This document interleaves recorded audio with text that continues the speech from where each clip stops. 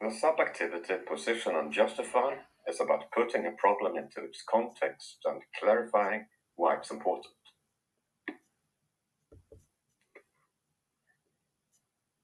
In order to describe the context of a problem, 6 questions need to be addressed.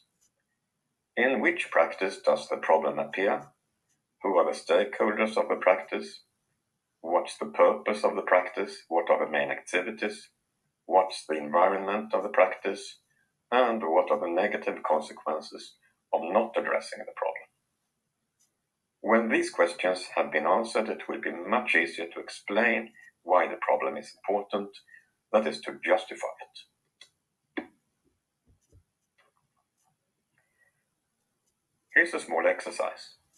Please read this text, which returns to the case of Ignaz Semmelweis, and please try to identify the problem here and position the problem by describing its context according to the items in the previous slide.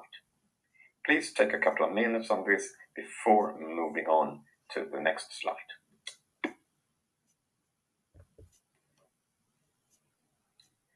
And here is a solution.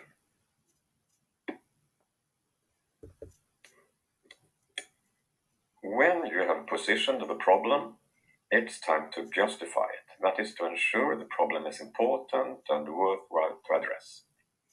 This means that the problem should be significant for its stakeholders, so that people are actually hurt by the problem. The problem should be of general interest. It shouldn't be of interest only for one local practice, so the problem should occur in many places and situations. The problem should be challenging, that is, no one should have come up with a good solution so far. And possibly, it's also good if the problem is original, so that no one has thought about this problem earlier, but this one is optional. I just said that significance means that people are actually hurt by the problem, but this is in fact too narrow. Please think about different ways in which a problem can be significant for stakeholders.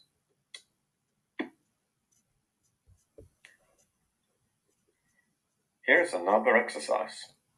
Please check out these 3 problems and determine whether they are significant, of general interest, challenging, and original.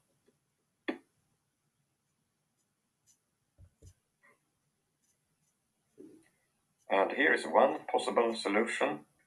Please check if you agree with it.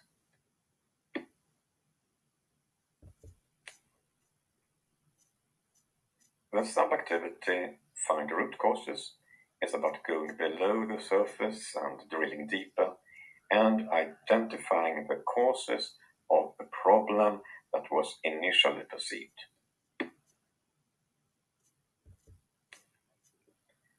Root cause analysis can be seen as moving from symptoms to underlying causes. Often you start out with something that feels bad and it really hurts, but you don't know why it hurts. You only know about the symptoms. And if you only know the symptoms, there's often not much you can do about them.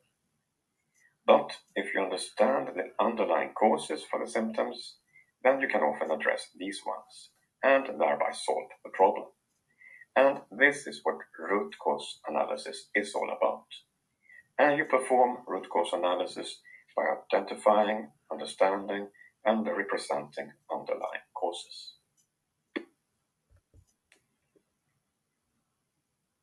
Here is a common type of diagram for representing root cause analysis, the Fishbone Diagram. To the right is the initial problem, the symptoms, and to the left are the root causes organized into various groups.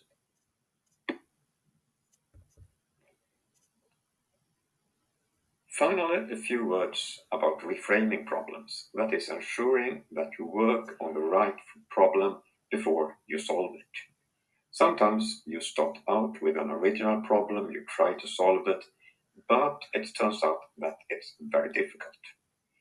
Then an idea might be to try to find a similar problem close to your original problem. You search around in the problem space and you try to find another problem that is easier to solve. And in the end, solving that related problem might result in the same beneficial effects as solving the original problem. Here is just a quote from Albert Einstein emphasizing how important it is to identify the right problem to work on. Let us take this example about reframing the dog adoption problem, and this is taken from the article that you see down to the right here. Well, in many countries we have a problem about dog adoption. There are plenty of dogs that can't stay with their owners. Those dogs, they go into shelters and they are put up for adoption. Then animal welfare organizations, they try to get those dogs adopted. They try to recruit adopters, they support the dogs that are in shelters, they inform the public about this situation. But it's quite difficult to recruit adopters. People are not very fond of being adopters of older dogs. So in the end, many dogs are not adopted. So here is the original problem. Too few people adopt dogs without a home. Now the animal welfare organizations, they tried to solve this problem. They tried to recruit many more people who were prepared to adopt dogs, but it turned out to be very difficult. So what should they do? Well, they started to look around here in the problem space, identifying new related problems, and maybe then find a problem that was equally important but easier to solve. So you need to construct to find out some related problems. And here is one related problem. There are many dogs who don't have a home. And this is a more fundamental problem. In some sense, you could say this is a really big problem. And the original problem about too few people adopting, it's a root cause. It's one of the root causes to this problem about being many dogs around who don't have a home. So there are many different root causes to this top-level problem about many dogs not having a home.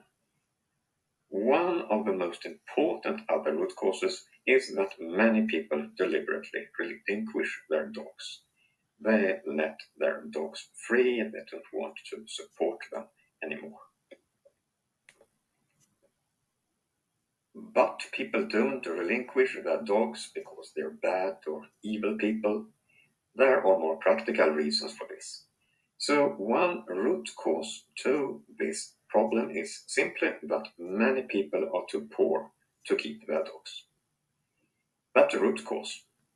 And then the welfare organizations, they found out that this problem was easier to tackle than the original problem about too few people adopting dogs. So in some sense it was a better problem to address.